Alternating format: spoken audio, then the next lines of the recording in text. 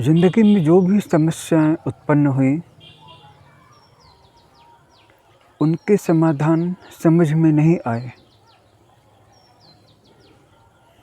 और जो समस्याएं अपनी जगह पर थीं, उनमें ये समस्या भी जुड़ गई कि उनका समाधान नहीं मिल रहा है। फिर हमने उन पे स्ट्रेस किया, स्ट्रेस ओवर, कि ये समस्या क्यों इतनी प्रोलॉन्ग कर रही है, इतनी लंबी क्यों खिंच रही है समस्या। फिर ये एक अलग लेवल की समस्या बन गई और तब कहीं जा कर के जीवन में हमने एक बार हार मानी, एक बार शांत हुए और जैसे ही हम शांत हुए, समस्या का समाधान हमारे ही अपने डिवाइन सेल्फ ने, हमारे ही अपने सबकॉन्शियस माइंड ने, हमारे ही अंदर छिपे हुए यूनिवर्स ने हमको बता दिया। और तब पता चला कि सफलता प्राप्त करना बड़ी बात नहीं थी। सफलता पाने के बाद फिर अगर असफलता आ जाए, जो आ ही जाती है, तो उस असफलता का उपाय खोज लेना, उसके लिए कोई तैयारी कर लेना ज़्यादा अहम था। और इसके लिए उपाय कौन बताएगा? इसके लिए हमें शांत होना था। और जब हम शांत हो गए, हार मान गए, सरेंडर कर दिया, तो इसका मतलब ये नहीं है कि यूनिवर्स खुश हो गया, विश्व प्रसन्न हो गया कि अब ये बंदा हार मान गया, चलो ठीक है, इसकी अच्छी धुनाई हुई, इसकी अच्छी पिटाई हुई, बहुत मार पड़ी, अब हमें बहुत खुशी है कि ये हार मान गया। नहीं, ब्रह्मांड आपको जीत दिलाने के लिए ही तैयारी कर रहा था। उसकी सारी तैयारियां आपको जीत दिलाने के लिए थी, आपको विक्टोरियस बनाने के लिए थी।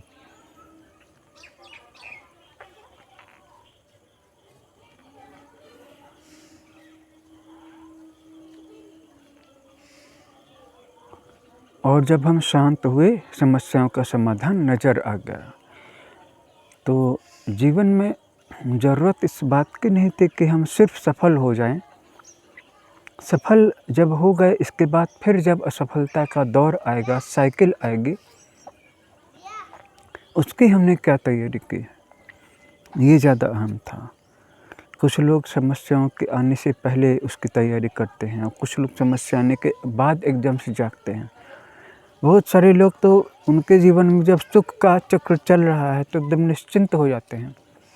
अब वो ऐसा मानते हैं कि ये तो हमेशा चलता ही रहेगा।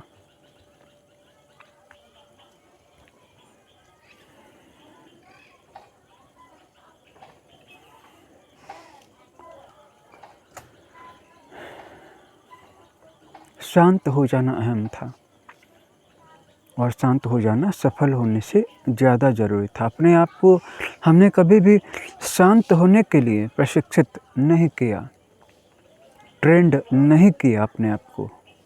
शांत कैसे हुआ जाए, शांत कैसे रहा जाए।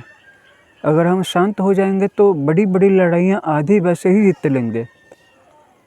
असफलताएँ इतनी बड़ी नहीं लगेंगी, उनके समाधान जल्दी नज़र आएंगे।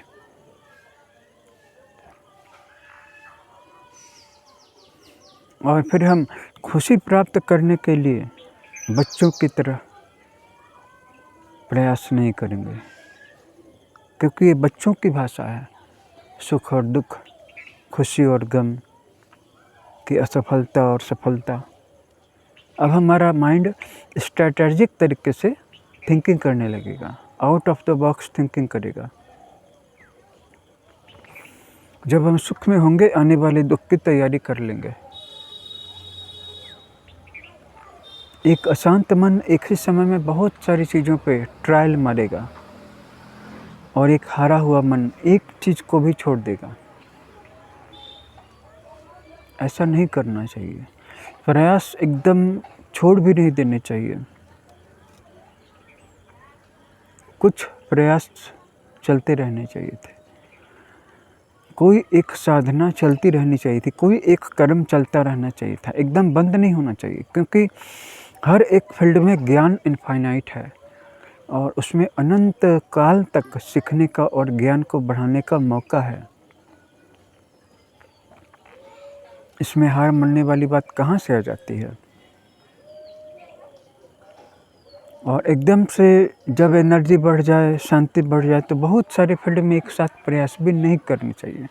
कुछ कार्यों को करना चाहिए, उन्हीं में एक्सेल करना चाहिए, उन्हीं में अपनी दक्षता को बढ़ाना चाहिए, अपनी स्किल को इन्हेंस करना चाहिए, इंक्रीज करना चाहिए, डेवलप करना चाहिए, अनुभवों को, एक्सपीरियंस को, प्रैक्टिस को। और वैसे भी अगर आप किसी भी फील्ड में 10,000 घंटे का टाइम दे देते हैं तो आप सक्सेसफुल हो जाते हैं।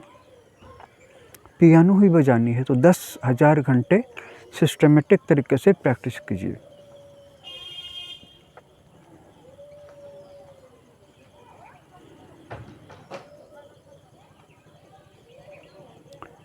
पियानो स्किल्स में हमारी लेफ्ट हैंड और राइट हैंड दोनों हाथों की फिंगर्स काम करती है, आई काम करती है, आई टू हैंड कोऑर्डिनेशन काम करता है। जब दायां हाथ कीज को प्ले करता है तो वो बाएं हाथ को ऑब्स्ट्रक्ट न करे, बायां हाथ प्रैक्टिस्ड की हुई कॉर्ड्स पे चलता रहे और दायां हाथ नई नई म्यूजिक को क्रिएट करता रहे। फिर कभी कभी हमें बाएं हाथ से भी क्रिएट करनी पड़ेगी कोई चीज़, क्योंकि अब उसको हमारा राइट माइंड नहीं बल्कि लेफ्ट माइंड भी कंट्रोल कर रहा है। ऐसे आमतौर पर राइट साइड ऑफ जो ब्रेन है वो लेफ्ट हैंड को कंट्रोल करता है। तो अगर आप किसी चीज़ की बहुत प्रैक्टिस करते हैं, जैसे मैं रोज़ अंग्रेज़ी भाषा बोलने की प्रैक्टिस करूं, तो क्या होगा? या अगर मैं अपने आप को शांत रखने की कोशिश करूं, अभ्यास करूं, कुछ भी नॉइज आ जाए, कोई भी डिस्टर्बेंस आ जाए, मैं शांत रहने की कोशिश करूं, इससे क्या हो जाएगा?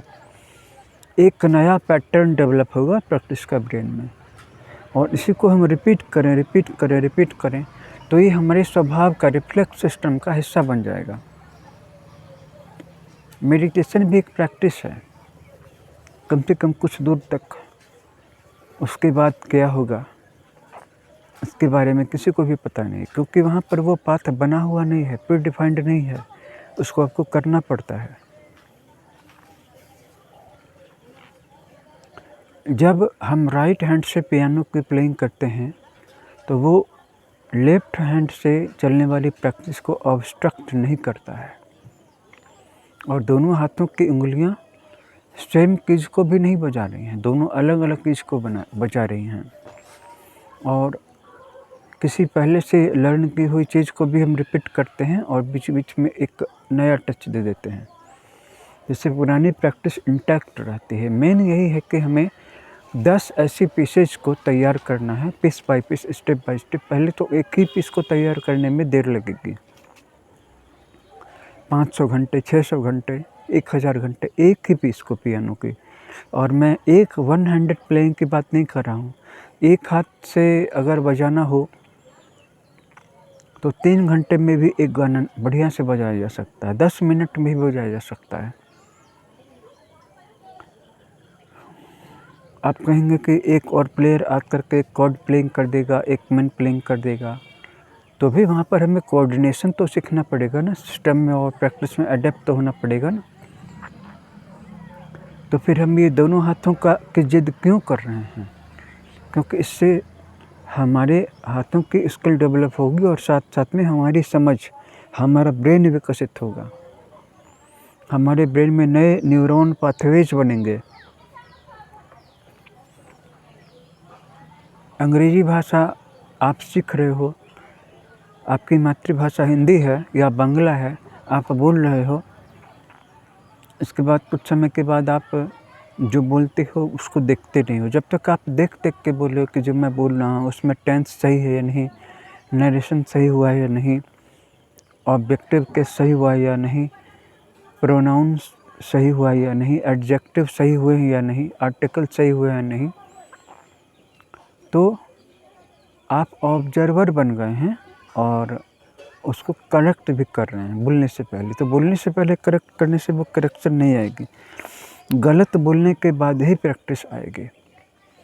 कुछ भी गलत बोलिए ना, उसको रोकिए मत, उसको ऑब्जर्व मत कीजिए। ऑब्जर्व करने वाले माइंड को साइलेंट कर दीजिए। ऑब्जर्व करने वाले माइंड का काम सीखने तक ही था, रिमेंबर करने तक ही था। जैसे कि मैं बुक को पढ़ रहा हूँ, ये ग्रामर की बुक है, मैं इसको पढ़ रहा हूँ, आप उसको ऑब्जर्व कर रहे हैं और रिमेंबर कर रहे हैं और रिपीट कर रहे हैं, प्रैक्टिस कर रहे हैं। फिर वो आपके उस सिस्टम, उस पार्ट का हिस्सा बन गई जहाँ पर हर चीज़ मेमोराइज़ की जाती है और रिपीट करके आप फिर उसकी प्रैक्टिस को मेमोराइज़ कर रहे हैं। पहले वो ज्ञान के लेवल पे था, मेमोरी के लेवल पे था, प्रैक्टिस के लेवल पे मेमोराइज़ कर रहे हैं, फिर परफॉर्मेंस के लेवल पे जा रहे हैं। तो अगर आप हर समय वॉच करते रहेंगे तो ज़िंदगी का फलूदा बन जाएगा, ज़िंदगी कुछ काम की नहीं रहेगी। अपने आप को छोड़ दीजिए फ्लो में, जो बोल रहे हैं बोलिए, बोलने पे ध्यान रहे, ऑब्जर्व करने पे, चेक करने पे ध्यान नहीं रहे, तभी इंग्लिश बोल पाएंगे। यही बात पियानो में भी कहीं ना कहीं है, बट एक पियानो के सॉन्ग को हमें पीस बाय पीस 15-15 सेकंड के पार्ट्स बना करके प्रैक्टिस करनी पड़ेगी। उसको लिखना पड़ेगा या उसके ऑडियो या वीडियो रिकॉर्डिंग करनी पड़ेगी ताकि हमें याद रहे कि हमने कल क्या बजाया था। फिर उन सारे पैटर्न्स को या उन सारे वीडियो के क्लिप्स को एडिट करके जोड़ दीजिए और फिर उसको देखिए। 15 सेकंड इधर, 15 सेकंड इधर, 15 सेकंड इधर, 15 सेकंड इधर, हो गया 5 मिनट के पार्ट्स। 5 या 10 मिनट का आपने वीडियो बनाया पियानो का। इसके बाद अब आप लंबे समय तक सोच सकते हैं, लंबे समय तक आप ध्यान रख सकते हैं, लंबे समय तक आप तैयारी कर सकते हैं।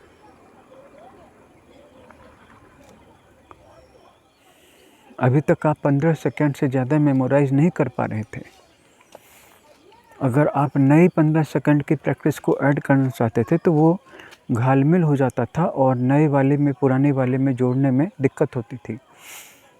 नए 15 सेकंड के पीस को या फ्रेज को या सॉन्ग पीस को पहले वाले 15 सेकंड में आप अटैच कर भी दें और फिर पहली वाली पीस को बजाएं तो दूसरी वाली पीस को मेमोराइज रखने में दिक्कत होती थी। लेकिन अगर हम पहले की प्रैक्टिस कर दें, सेपरेट रख दें उसको, उसकी रिकॉर्डिंग कर लें, उसकी स्क्रिप्टिंग कर लें, फिर हम सेकंड पे अलग से कोशिश करें, ट्रायल करें, प्रैक्टिस करें, रिहर्सल करें, तो इसमें ये बहुत देर तक रहेगा।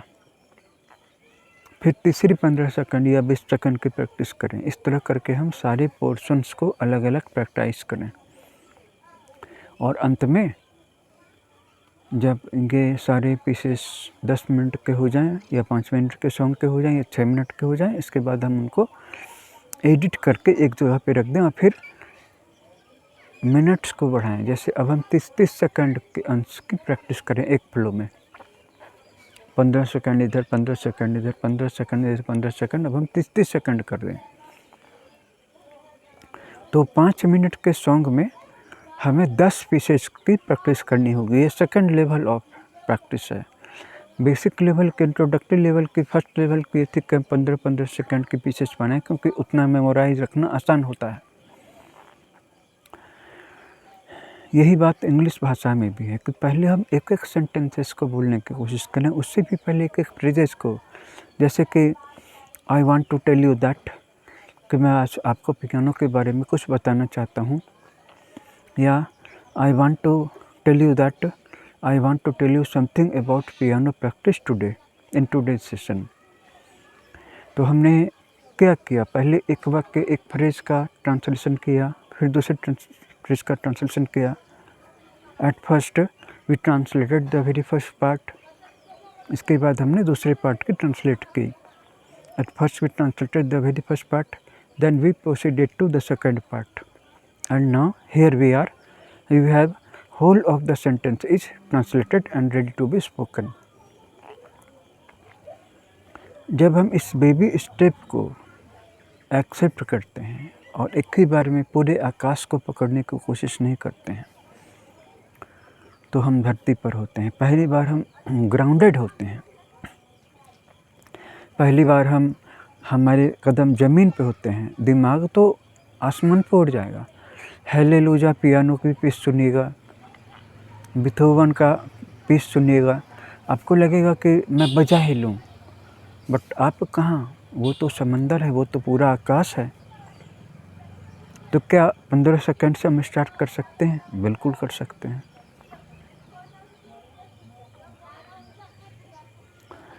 इंग्लिश भाषा में भी तकनीक काम कर सकती है, गिटार में भी तकनीक काम कर सकती है, फ्रेंच भाषा भी सीख सकते हैं और मार्शल आर्ट्स भी सीख सकते हैं। मार्शल आर्ट्स में हमें एक-एक पीस को, एक-एक प्रैक्टिस को एक-एक करके करना है, और योग विद्या में भी, मेडिटेशन में यही चीज़ है। मेडिटेशन रिलेटेड है मार्शल आर्ट से, योगा से, फिजिकल एक्टिविटी से, फिजिकल एक्सरसाइजेज से। अगर आपका शरीर मजबूत है तो आपका ध्यान अच्छा लगेगा। अगर आप योगाभ्यासी हैं, मतलब फिजिकल योगासन का अभ्यास करते हैं, तो आप ध्यान में भी बहुत देर तक बैठ सकते हैं। और ध्यान में भी जो पड़ाव हैं, पीस बाय पीस उनकी प्रैक्टिस करनी है, और ये अंदर की बात है। इसको तो आप ध्यान करके बाहर आएंगे तो बहुत बार आपको याद भी नहीं रहेगा, बहुत बार क्या, ज़्यादातर बार याद नहीं रहेगा कि आपको अंदर में क्या अनुभव हुआ, क्योंकि वहाँ की मेमोरी यहाँ पे नहीं आती है। वो ऊपर की दुनिया की रियल्म की अनुभूतियाँ हैं। आप ऊपर के चक्र में पहुँचते हो, ध्यान करते, ऊपर की दुनिया की चीज़ है। तो जब आप बॉर्डर को वापस आते हो तो आप वहाँ से सामान को नहीं ला सकते। जैसे आप एक देश से दूसरे देश में जाते हो तो एयरपोर्ट पे आपका सामान रख लिया जाता है, आप जब तक ड्यूटी नहीं देते हो। और वहाँ पर तो वो भी नहीं है, वहाँ पर तो जो बेहद ज़रूरी जानकारियाँ, मैसेजेस हैं, वही आपको लाने दिया जाएगा। और ये एक ऐसा विरोधाभास है कि वहाँ की दुनिया सुंदर है, सौंदर्यपूर्ण है, और यहाँ की दुनिया दुर्गंधपूर्ण है, बदसूरत है, कुरूप है, कोलाहल है, अशांति है, लड़ाइयाँ हैं, प्रेम नहीं है, घृणा है, हम गरीबी में हैं, हम अच्छा खाना नहीं खा सकते। तो हम जिस दुनिया में आए हैं, पहले इसी दुनिया को ठीक करना है, और इसी दुनिया को ठीक करते करते उस दुनिया से कनेक्शन बनाना है, और इस दुनिया में वो कर्म करने हैं, वो कार्य करने हैं, जिनको करने के बाद हमारा उस दुनिया में रास्ता तैयार होगा। अगर हमें ये जो शरीर दिया गया है, जो अवसर दिया गया है, जो टाइम दिया गया है, जो समझ दी गई है, जो चेतना दी गई है, जितना ज्ञान प्राप्त हुआ है, अगर इसका हम सम्मान नहीं करते हैं तो जीवन एक तरह से बेकार चला जाता है। और अगर हम इसका सदुपयोग कर लेते हैं तो फिर जब हमारा अगला जन्म होगा तो हमारी जो चेतना होगी वो ज़्यादा अवेकंड होगी। अब सवाल ये उठता है कि चेतना फिर सो क्यों जाती है बीच बीच में? एक तो इसका चक्र होता है कि कोई भी चीज़ हमेशा जगी नहीं रहेगी, कोई भी चीज़ हमेशा सोई हुई नहीं रहेगी। आप पहले सो गए थे तो खुद उठेंगे, और अगर बहुत देर से जगे हुए हैं तो सोएंगे, लेकिन सोना आपके अधिकार में होना चाहिए। प्रकृति के नियम से नहीं चलना चाहिए। प्रकृति के नियम से चलोगे तो लाओ त्से के सिद्धांत के अनुसार जब नींद लगेगी सो जाओगे, जब मन करेगा तब उठ जाओगे, जब भूख लगेगी तब खाना खा लोगे, जब घूमने का मन करेगा घूम लोगे। ये भी अच्छी बात है क्योंकि इसमें हम कम से कम रेसिस्ट नहीं कर रहे हैं किसी चीज़ को। जो भी आ रहा है सुख या दुख, उसको हम एक्सेप्ट कर रहे हैं। वो नहीं करके जब नींद लगी तब सो गए, जब सेक्स करने का मन किया सेक्स कर लिया, जब भूख लगी तब खाना खा लिया, जब प्यास लगी तब पानी पी लिया, जब घूमने का मन किया तो घूम लिया। लेकिन जब जीवन में दुख आया तो रजिस्ट किया, और जब सुख आया तो आनंद मनाया। तो ये तो लाओ त्से का सिद्धांत नहीं हुआ। जब भूख लगी तब खाना खा लिया, जब नींद लगी तब सो गए, जब उठने का मन किया तो उठ गए, जब प्यास लगी तो पानी पी लिया। तो जब दुख आया तो उसको भी आने दो, एक्सेप्ट करो, और सुख आया उसको भी एक्सेप्ट कर लो, उससे भी मत चिपको। वो तो हम कर नहीं रहे हैं। जिस दुनिया में हम आए हैं पहले उस दुनिया की बातें करें। किसी को मैथमेटिक्स के रास्ते पर आगे बढ़ना है, किसी को साइंस के रास्ते पे आगे बढ़ना है, इंजीनियर बनना है, साइंटिस्ट बनना है, किसी को डेटा साइंटिस्ट बनना है, किसी को आर्टिफिशियल इंटेलिजेंस के क्षेत्र में आगे बढ़ना है, किसी को मेडिकल लाइन के क्षेत्र में आगे बढ़ना है, किसी को हीलर बनना है, किसी को मेडिटेटर बनना है, किसी को योगा इंस्ट्रक्टर बनना है, किसी को डॉक्टर बनना है, किसी को पुलिस अधिकारी बनना है, किसी को प्रशासनिक अधिकारी बनना है, किसी को किसान बनना है, किसी को शिक्षक बनना है। अगर एक स्किल यहाँ पर डेवलप नहीं होगी, एक कर्मा आपका मजबूत नहीं होगा और ये दुनिया अच्छी नहीं बन पाएगी आपके, और ये दुनिया अच्छी नहीं बन पाएगी तो ध्यान करके आप क्या उखाड़ लीजिएगा? ध्यान करके आप क्या हासिल कर लेंगे? परलोक बना लेंगे। वहाँ पर आपको यही कहा जाएगा कि पहले जिस दुनिया में गए थे उस दुनिया में काम करके आओ। यहाँ तो आप अपने लिए स्वावलंबन नहीं बना सके, रोटी की व्यवस्था नहीं कर पाए, मकान नहीं बना पाए, अपनों को कुछ दे नहीं पाए, अपने लिए भी कुछ कर नहीं पाए, न कुछ सीख पाए, न कोई स्किल डेवलप कर पाए और न ही कोई एक्सपीरियंस ले पाए। बेवकूफ़ बने रह गए। और बिना किसी स्किल के धन कैसे कमाएंगे, पैसा कैसे कमाएंगे?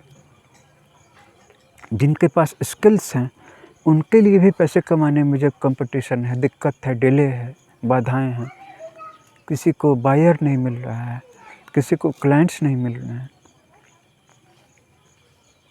तो फिर उसका क्या कहना? जिसके पास कोई स्किल नहीं है और जो स्किल को डेवलप भी नहीं कर रहा है।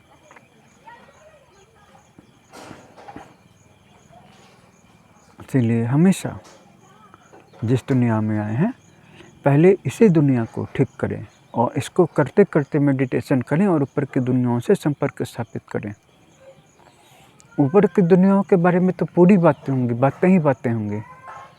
इस दुनिया के बारे में कोई बातें क्यों नहीं कर रहा है? और जो लोग इस दुनिया के बारे में बातें कर रहे हैं उनको जरा सी भी उस दुनिया की खबर क्यों नहीं है? ये तो अधूरापन है, ये तो एकांगीपन है। अपने आप में बदलाव लाइए, कर्म भी कीजिए, ध्यान भी कीजिए और किसी स्किल को सीखिए।